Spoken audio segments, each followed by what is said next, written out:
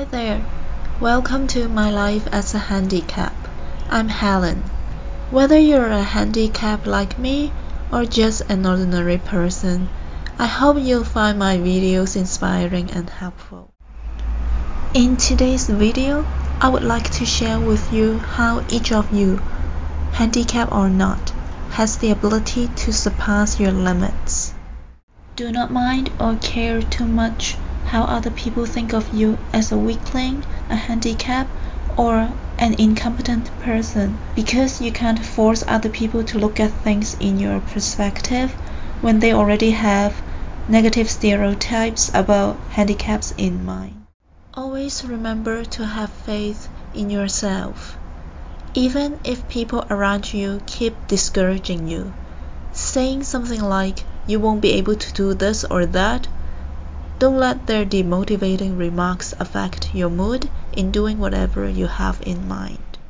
Just because I'm a handicap doesn't mean I don't live my life to the fullest. Despite me suffering from left hemiplegia, which means I have difficulties moving the left side of my body, I challenged myself to go to Japan without my power wheelchair, caretakers or helpers, and I pushed myself past my limits. I would like to share a quote by Zig Ziglar with you all. You don't have to be great to start, but you have to start to be great.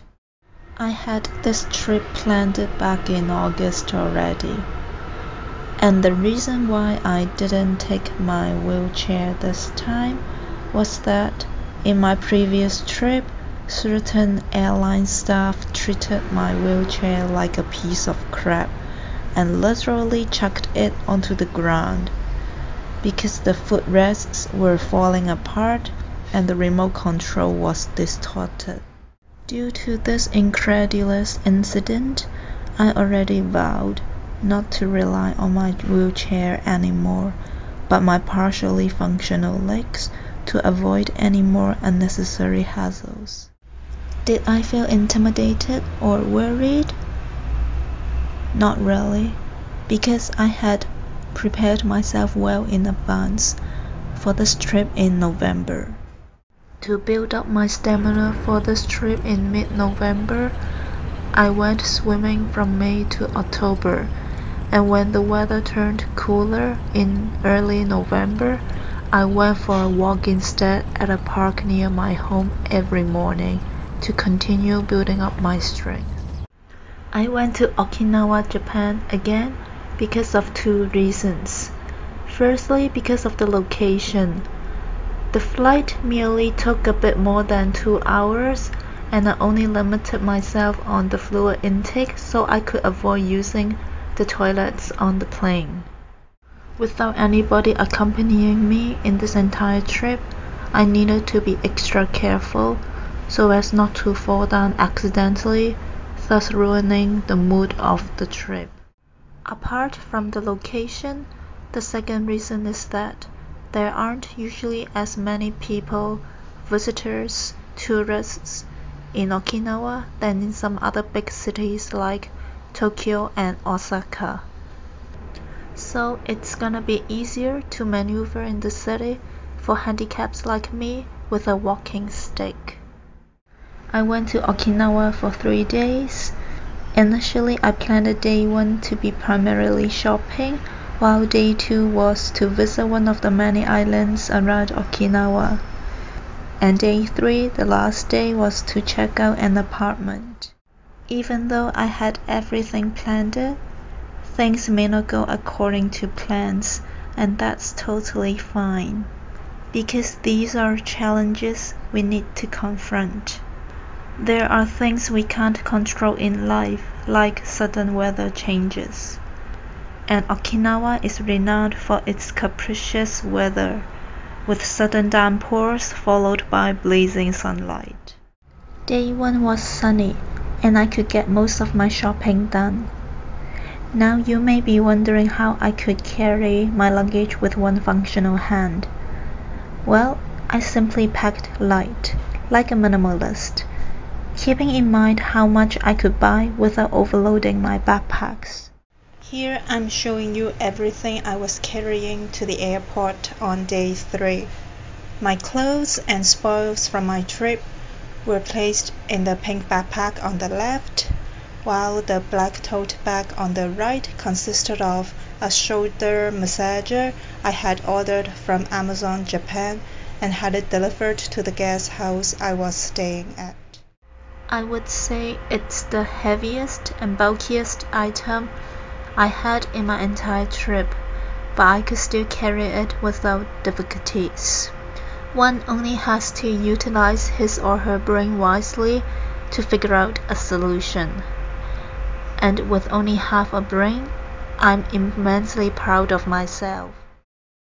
But there is one thing I'm definitely not proud of. I've no sense of direction.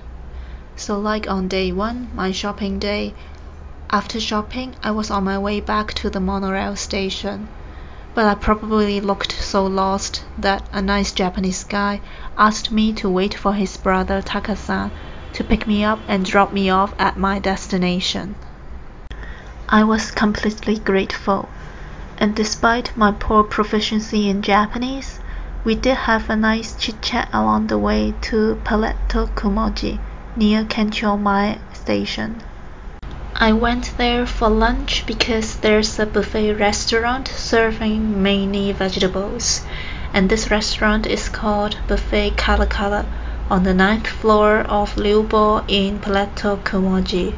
With assorted vegetables, it's undeniably a paradise for vegetarians, though I wouldn't say the same for vegans, since there were desserts like cheesecake and chocolate fondue, which might have used cow's milk and eggs to make.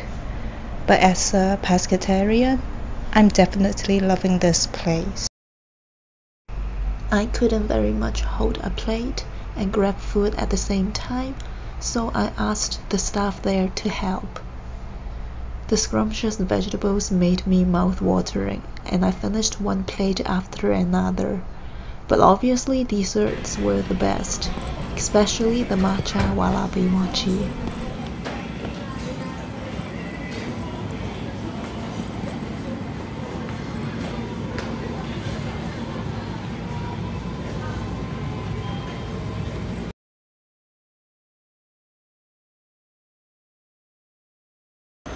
Getting replenished, I set off again, this time to Makishi Station, where I was planning to head to the 100-yen store Daiso.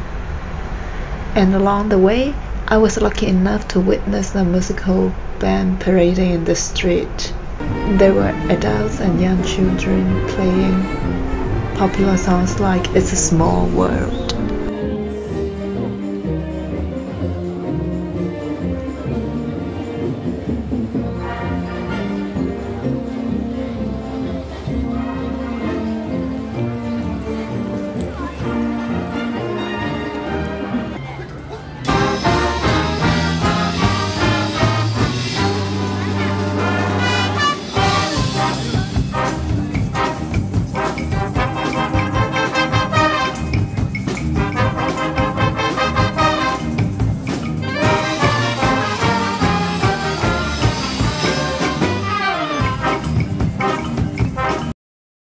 The Daiso I went to was rather tiny and wasn't able to lay my eyes on anything. Therefore, I decided to head back to Kenchomai Station to check in at my guest house. It's near the famous Namino-ue Shrine and Namino-ue Beach. However, I must have probably overestimated my remaining stamina and the distance to the guest house, because I was literally staggering along the street, pondering if I was lost again.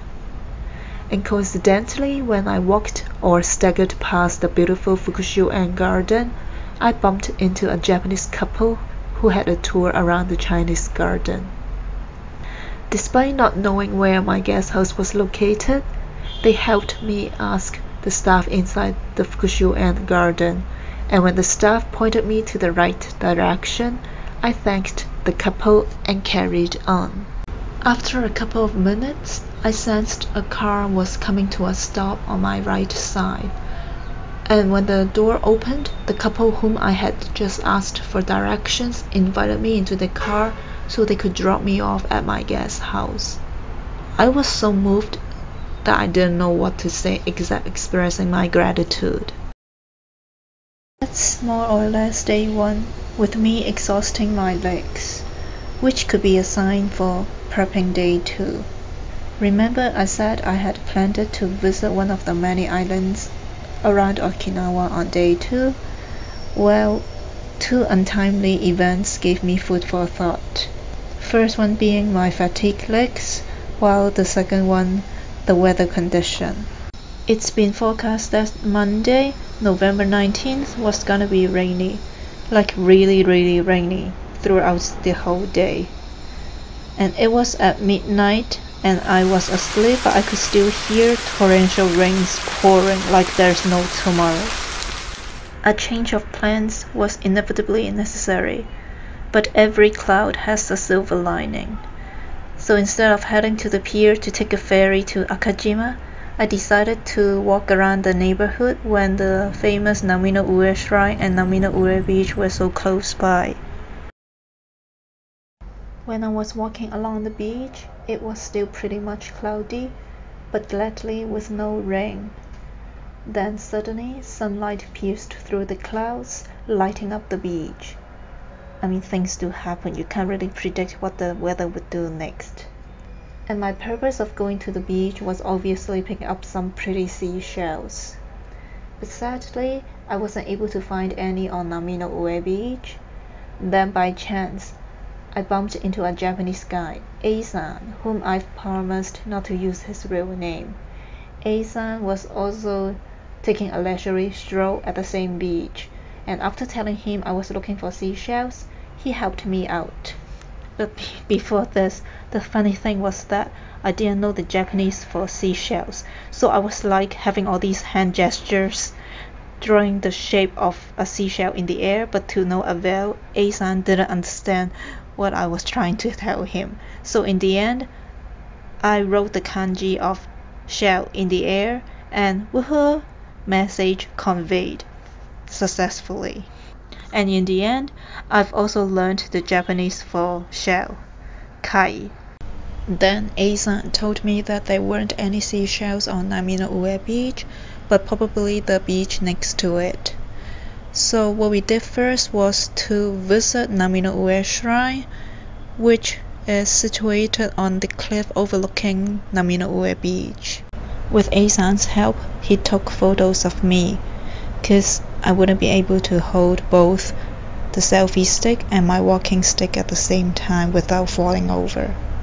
After getting the omamoris, the lucky charms, and taking a short break from all the walking, we decided to head to the beach next to Namino-Ue Shrine to search for seashells. So now let's take a look at the weather. It's a complete opposite of the morning where it was raining torrential rains. It's warm and pleasant, but I didn't regret my decision of not going to Akajima because today I made a new friend, A-san. Since most of the seashells were located near the shore, it's gonna be difficult and dangerous for me to get there. So A-san decided to pick up as many seashells as he could, and he also told me that it's forbidden to pick up sango, coral reefs. After there were like 10 or so seashells collected, I felt it's already enough, and I thanked A-san for offering help. But he even suggested dropping me off at my next destination. I actually didn't want to bother him too much, because he already spent the whole morning with me, going to shrines and picking up seashells. I would feel embarrassed for troubling him any further. But obviously he said it's no big deal, because his apartment was pretty close by. So accepting his offer, I told A-san I would like to go to a bigger Daiso, because on day 1 I went to a teeny tiny one and couldn't buy anything. The bigger Daiso that we were heading to is also in Makishi, but I was dumb enough to went to a tiny one when the bigger one was just next to the station. So soon enough, we arrived there and we bid our farewells. Bearing in mind how much I could carry, I chose my 100 yen items wisely. Then, after shopping, I returned to Kanchomai Station to grab a quick lunch/dinner. Though I would really want to eat at that veggie buffet restaurant again. Anyhow, there's no harm in trying out other restaurants when one is traveling. So this restaurant I picked had a salad bowl that intrigued me. So this salad bowl had different kinds of greens, carrots, onions, sweet potatoes, beans, lentils, and some kind of rice. So for this 3-day trip, I had 2 meals a day, so breakfast and either lunch or dinner. For my breakfast, it must consist of salad, yogurt, and the stinky fermented beans called natto, which I'm inevitably obsessed with. Feeling satisfied with my salad bowl, I had enough energy, well, sort of, to walk back to my guest house, which I seriously had no idea why I had picked it in the first place. 'Cause I sort of realized that it's at least 1,000 meters from Kanchomai Station to my guest house, and walking for 1 kilometer, it's rather fatal for my partially functional legs. Despite my best attempts, I was again staggering and dragging my fatigued body along the way like day 1. But fortunately, I bumped into yet another couple, not Japanese though, Australian this time, and thank God I could speak in English. Kim and Robert were on a cruise, but got time to tour around Okinawa, and they were nice enough to accompany me back to my guest house, making sure I didn't pass out in the street. Thanks guys, you made my day. That's pretty much about day 2, and at night I packed up my stuff and got ready for day 3, my last day in Okinawa. And today's lesson: don't overestimate your stamina. Make sure to get enough rest before moving on.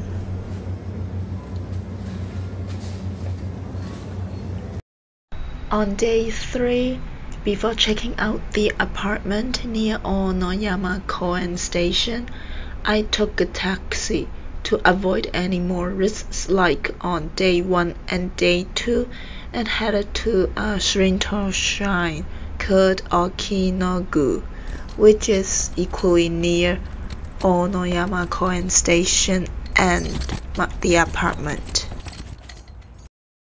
To me, an absolute must-do thing at any shrines or jinjas is obviously to get the pretty omamoris, the lucky charms. And after that, it's really time to check out the 2LDK apartment. It's pretty neat, has a nice view and enough sunlight to dry the wet laundry. Soon enough, it's about time to get to the airport, and on the safe side, I took a taxi. And that's pretty much the end of my 3-day fruitful trip/challenge in Okinawa. And mission accomplished. I could handle most of the stuff on my own, except when I exhausted my legs. As a handicap, I'm proud of my accomplishments. If I can do it without much help, I believe you can do much better. Thank you. If you enjoyed this video, don't forget to like it and subscribe to my channel to see how I turn mundane into miracles with 1 upper limb, 1 lower limb, half a brain, but loads of willpower. Bye for now.